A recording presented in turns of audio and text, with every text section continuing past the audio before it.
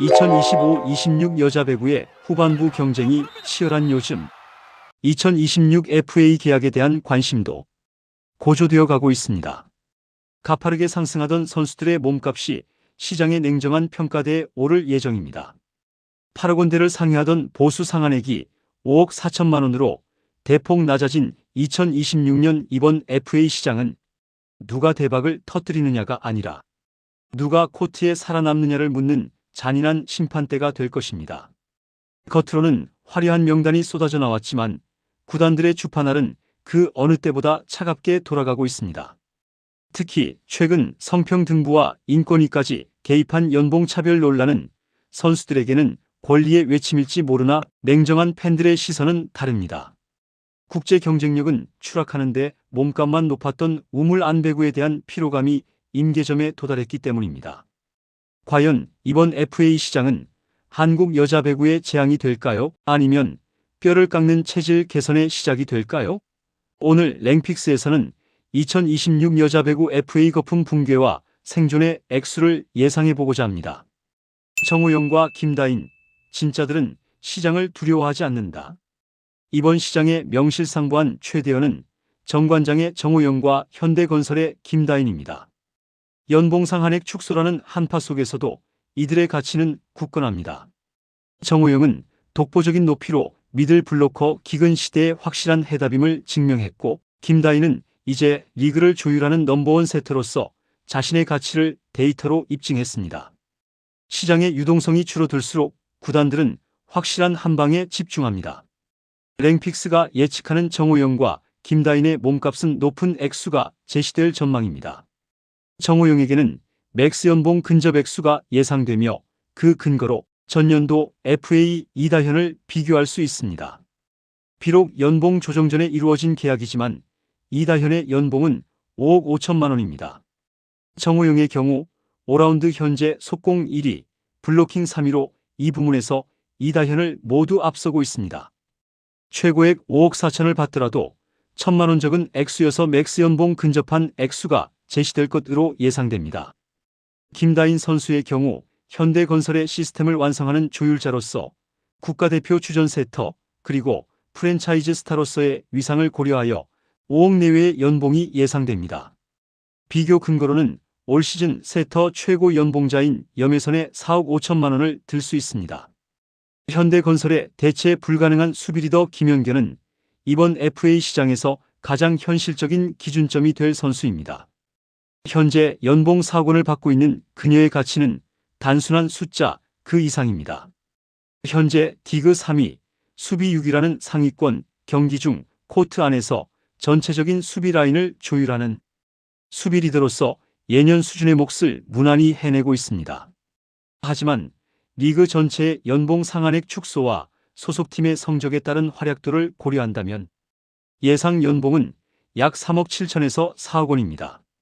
현대건설 입장에서는 김다인과 김연견이라는 두 기둥을 동시에 잡아야 하는 숙제를 안고 있기에 두 선수의 계약은 팀의 예산 균형과 운영 상황을 맞추는 핵심 열쇠가 될 것입니다.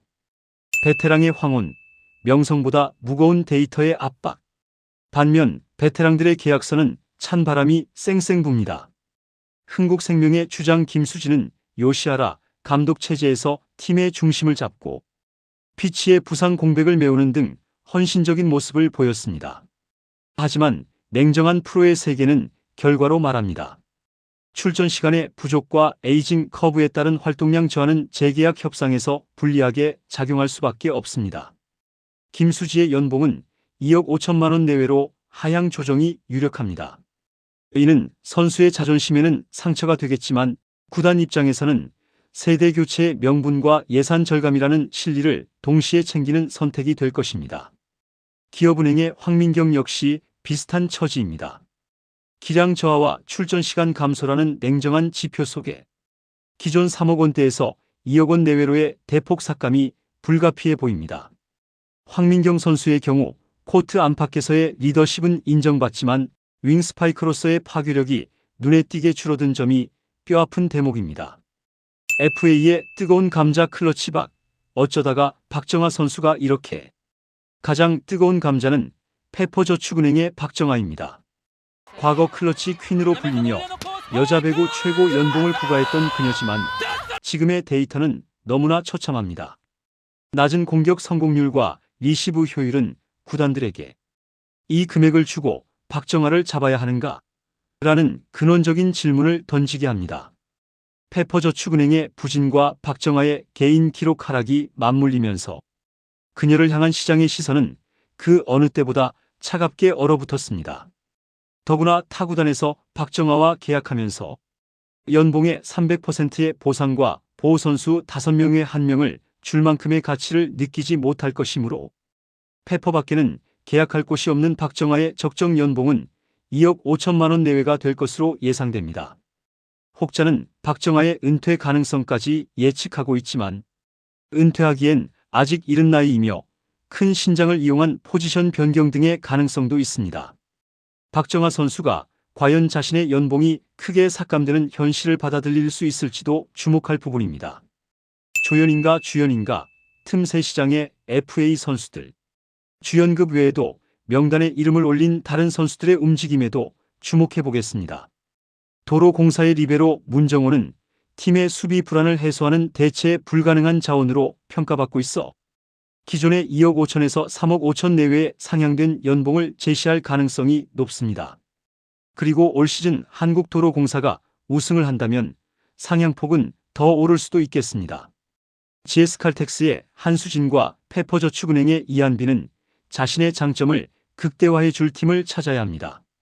한수진은 9천만 원의 연봉을 받고 있으며 FA 계약의 기준을 페퍼의 한 다해로 삼을 것입니다. 한 다해의 연봉은 2억 9천만 원인데 감축 상황을 고려하여 2억에서 2억 5천 사이가 예상됩니다. 이한빈은 연봉 대폭 하락의 요소가 많아 2억 원가량의 계약을 이끌어내려 할 것입니다. 정관장의 이선우는 공격력만큼은 확실한 잠재력을 갖추고 있어 정호영에게 쏠린 예산의 영향을 받더라도 2억 5천에서 3억 내외 계약을 이끌어낼 가능성이 높습니다. 또한 B등급으로 분류된 안예림이나 한미르 같은 선수들은 연봉 1억 원 미만의 현실적인 조건 속에서 선수 생활을 이어가는 데 초점을 맞출 것으로 보입니다. 이들에게 2026 FA 시장은 대박의 기회가 아닌 생존이라는 이름의 거대한 파도와 같습니다. 구단들은 이제 경력이라는 모호한 요소에 거액을 투자할 여유가 없습니다. 인권이 곤고라는 최후의 변수. 이번 시장의 대전제는 명확합니다. 잘하면 동결 예년과 비슷하면 소액 삭감, 못하면 대폭 삭감입니다. 하지만 한 가지 큰 변수가 남아 있습니다. 현재 성평등부와 인권위가 조사 중인 남녀부 연봉차별건입니다. 만약 인권위에서 여자부 연봉 상한선 축소가 부당하다는 판단을 내리고 예년 수준으로의 회복을 권고한다면 구단들의 계산기는 다시 요동칠 것입니다. 8억 2,500만 원이라는 과거의 상한선이 부활한다면 우리가 앞서 언급했던 삭감안들은 전면 수정될 수도 있습니다. 하지만 팬들은 여전히 묻고 있습니다. 연봉의 평등 이전에 세계 무대에서 통하는 실력의 평등은 언제쯤 이루어질 수 있겠느냐고 말이죠. 2026 FA 예상 연봉, 여러분의 생각은 어떻습니까? 여러분의 생각을 댓글로 남겨주세요. 랭픽스는 언제나 배구 팬 여러분의 목소리와 함께합니다. 영상이 좋았다면 구독과 좋아요 부탁드립니다. 다음 이야기도 꼭 랭픽스와 함께해 주세요.